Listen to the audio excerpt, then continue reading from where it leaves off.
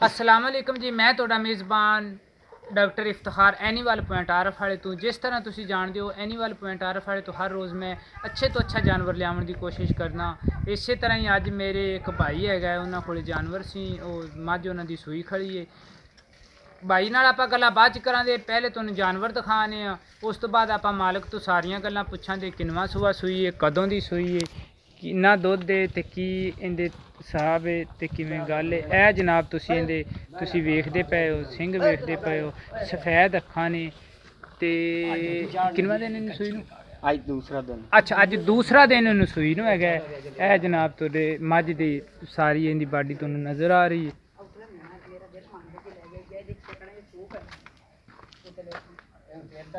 ए जनाब तुसी इंदा चड्डा वेखो।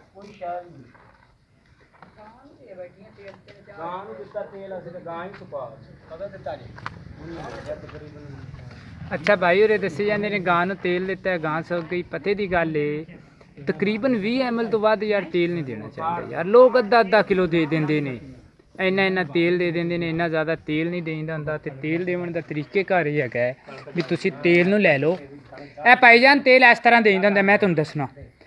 ए माड़ा जिहा मझ नूं टोरिया जी, तेल नूं लिया, तेल नूं एक कड़ाही दे या पत्थर दे विच पा दिता, उहदे विच ना एक रोड़ी गुड़ दी रख दित्ती, ठीक है। पट्टी कणक रखण दी जरूरत ही नहीं हैगी। ए माड़ा जिहा 1 मिनट चुप करी पट्टी, ए मझ नूं माड़ा जिहा टोरी उस केड़ा तेल है उहदे विच कदों करकण लग पिया, बोलन लग पिया। उस तो बाद उहदे विच जनाब तुसी एक रोड़ी गुड़ दी सड़ देनी।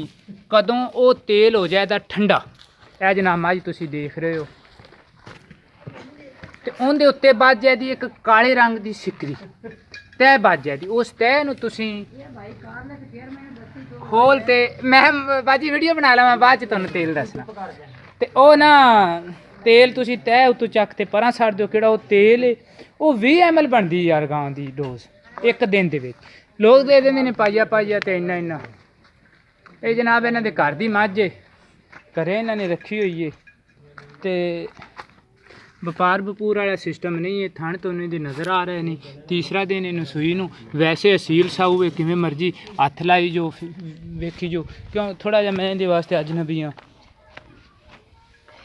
नहीं तो हालांकि इस मझ नूं चाहीदा मैनूं ये हथ ही ना लवावे। ए पिछों भी तुसीं इहदा चड्डा वेखो, माशाअल्लाह असार नूं लग्या होया है।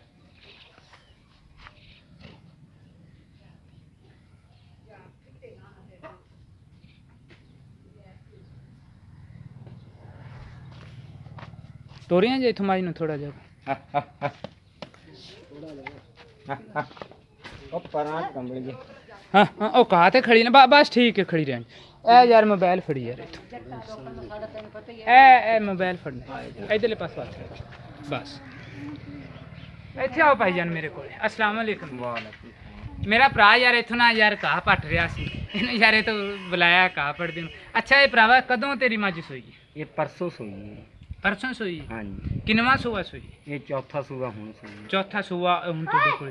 ये चारे सूए तुहाडे कोल सूई? चारे सूए सूई। पिछले सूए तेरे कोल किन्ना दुध करदी? इंदा पिछले तकरीबन 15-16 किलो दुध मैं चोंदा रहा खाल बंडे नाल।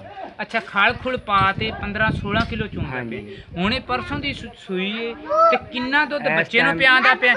1 मिनट पुत्तर, किन्ना दुध बच्चे नूं पिआंदा पिया ते किन्ना दुध इहदे थल्लों केड़ा तू चोंदा पिया? किहड़ी आपां चवाई अगले बंदे नूं करवावणी होनी अपने कोल? बच्चे नूं मैं छड्ड ते 5 किलो दुध चो रहा इस टाइम। किन्ने थण चोन है, किन्ने बच्चे? 2 पिछले चोन आ, अगले 2 बच्चे नूं पिया। अगले 2 थण बच्चे नूं पिआंदा, किहड़े पिछले 2 थण नहीं उन्हां दा एक टाइम दा 5 किलो दुध चोंदा पिया। 10 किलो हैगा इन्हां कोले दुध। इन्हां दी मझ थल्ले बगैर एक दिन खाल वंडे तो हुण हाज़र टाइम, बगैर खाल वंडे तो हाज़र टाइम 10 किलो दुध दे। अजे ताईं इहनूं तीसरा दिन दूसरा दिन दूसरा दिन अजे ताईं सूई नूं है। ये कदों 7वें-8वें जावे दी अगर इहदी मझ दी अच्छी खिदमत हो जाए ये 8 तो 10 लीटर ते भी जा सकदी। अच्छा हुण भरावा आखिरी गल तेरे कोल रह गई, तुसीं मैनूं ये दसो सीधे जे भाई होरे बंदे ने आपदा सीधियां सीधियां गल्लां करदे ने, ये तुसीं इहदे फाइनल किन्ने पैसे? फाइनल मैं 2.5 लाख तो घट नहीं।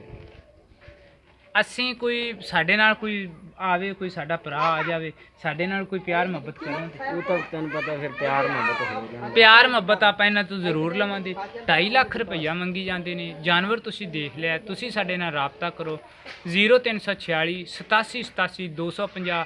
ਇਸੇ ਨੰਬਰ ਤੇ WhatsApp ਚੱਲਦਾ ਤੇ ਇਸੇ ਨੰਬਰ ਤੇ ਈਮੋ ਚੱਲਦੀ। ਪਾਕਿਸਤਾਨ ਜ਼ਿੰਦਾਬਾਦ।